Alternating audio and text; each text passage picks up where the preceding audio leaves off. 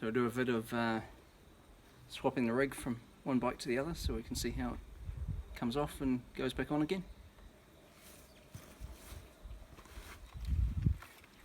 So the first part is easy enough, just lifts off.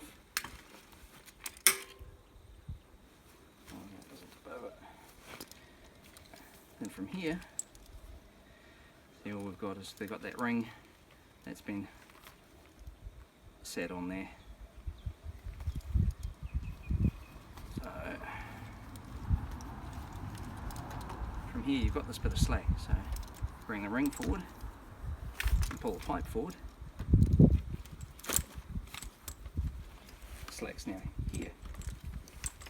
It makes it easier when if you've got just this without this bit, to be able to stretch this up over the bars to clip it there. But having these here seems to work better. Once again, it's just a matter of stretching things over, which usually means I don't need to pull that tension back and forth. I usually only do that so much when I haven't got this bit. So that's it, that's the entire rig. I don't want to sit nice on the stones. Just like that now.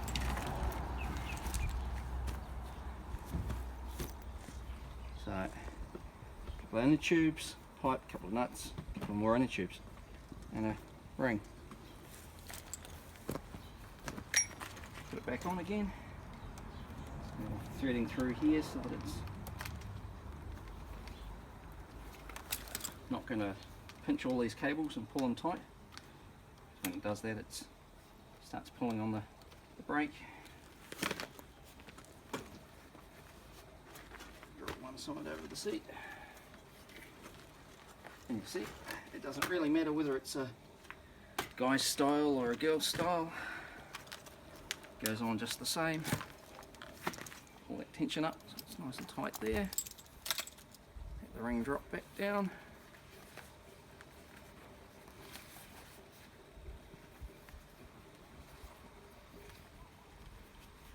Hang myself a little. So, as I said in the other video on how I built this, I don't always have two here. This was two because these are off a smaller diameter bike, where on our second rig I've only got one and a tube here.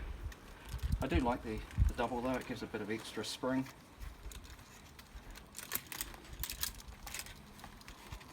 It goes onto there like that. So that can now sit up clear of the tyre, and if it gets dragged down in, it's only going to hit that bit of pipe. And from there we can clip onto the swivel ring on the back of the harness. So, as you can see, it's really quite quick to put on and off. And you've only got the rubber being wrapped around the bike, so it doesn't really do too much harm to the bike either. So, quick and easy and cheap. Choice.